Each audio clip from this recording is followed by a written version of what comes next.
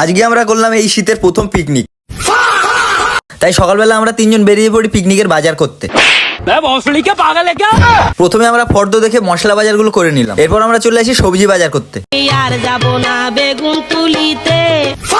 এরপর মাংসের দোকানে এসে মাংস কিনে কে আগে লেগ পিস খাবে মারপিট করে আমরা বেরিয়ে আসি বাজারে। ফিরে এসে আমরা রাতের বেলা রান্না করার জন্য উনুন তৈরি করছিলাম। मैं गाली नहीं दे सकता, फैमिली देखती है वरना मैं ऐसे ऐसी गाली। এরপর সবাই মিলে গর্ত ঘুরে উনুন বানিয়ে ফেললাম। এরপর সারাদিন আমরা উনো খেলেই কাটিয়ে দিই। এরপর সন্ধ্যাতে আমরা সবাই মিলে চলে এসে কাজ শুরু করে দিই। বা এরা দুজন কত সুন্দরভাবে আগুন জ্বালাচ্ছে।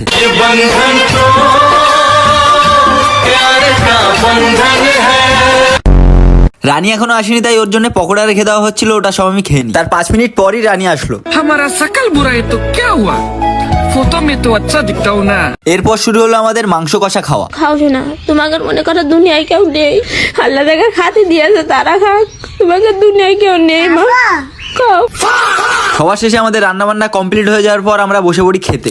আজকে আমাদের মেনুতে ছিল ফ্রাইড রাইস আর মাংস কষা। সবকিছু ঠিকঠাকই ছিল, লাস্টে একটু প্রবলেম হয়ে যায়। আমি লাস্ট বার বলবো তোরা কি কেউ যাবি? হ্যাঁ না, मुझे अपने घर जाना है मुझे घर जाना